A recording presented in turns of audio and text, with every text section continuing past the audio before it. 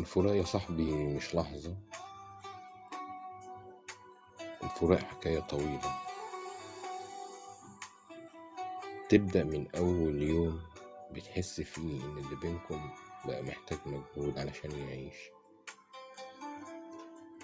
لحد آخر لحظة بتنهزم فيها قدام الحقيقة وتسيب.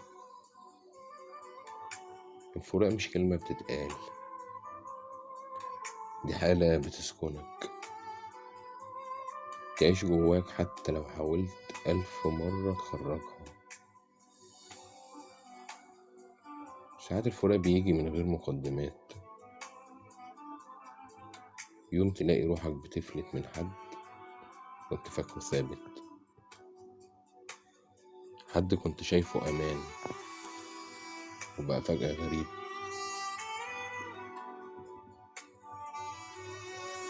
الغريب إن الفراق تفتكر إنه بداية كل حاجة، أول ضحكة، أول كلمة، أول مرة حسيت إن الدنيا خفت من على صدرك،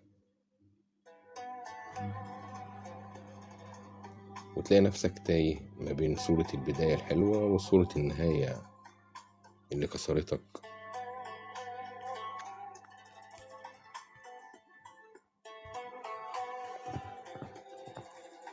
وتسأل نفسك هو إزاي الرحلة اللي بدأت بالفرحة انتهت بالوجع ده كله، وإزاي اللي كان بيقول مش هيسيبك كان أول واحد يمشي.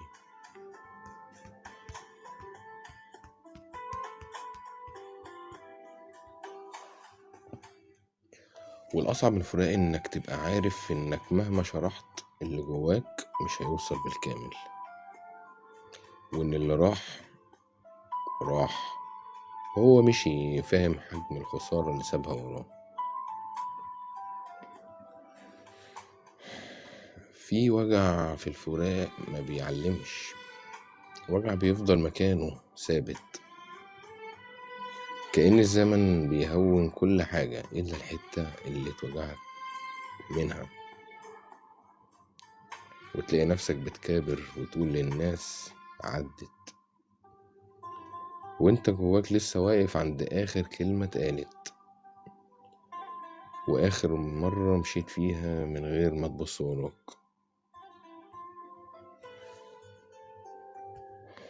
وتقعد ليالي طويلة تسأل نفسك هو أنا خسرتك ولا أنت اللي خسرتني؟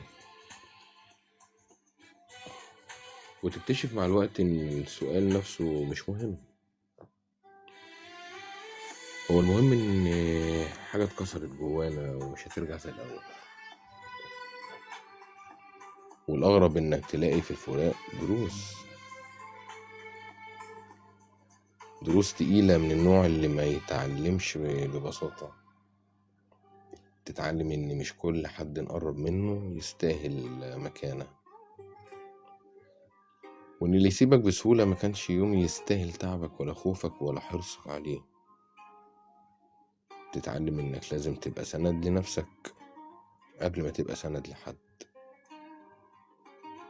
لأن اللي هتسنده النهاردة ممكن يبقى أول واحد يسيب إيدك بكرة. بس مهما تقول ومهما تكتب، في نوع معين من الأشخاص بعضهم بيوجع، بعضهم بيسيب أثر، بعضهم بيخليك مش زي قبلهم. تبقى قاعد لوحدك وسط الزحمة بس روحك مشغولة بحد مش موجود، بحد بيتحارب تنساه،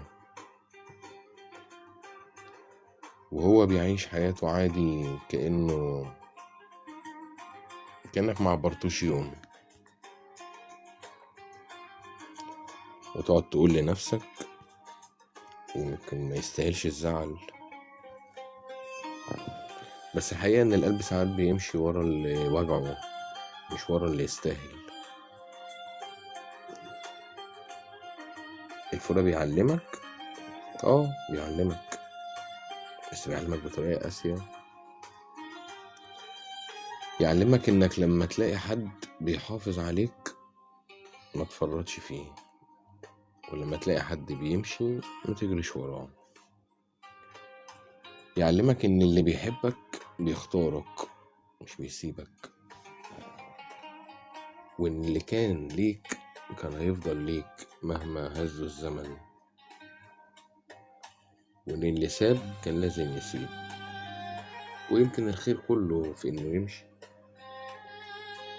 وفي اخر كل الحكاية تكتشف ان الفراق مش نهاية، الفراق بداية جديدة ليك، بداية حد اقوى، اوعى، واعمق، حد عرف قيمة نفسه بعد ما اتوجع، حد لقى نفسه في اللحظة اللي خسر فيها غيره.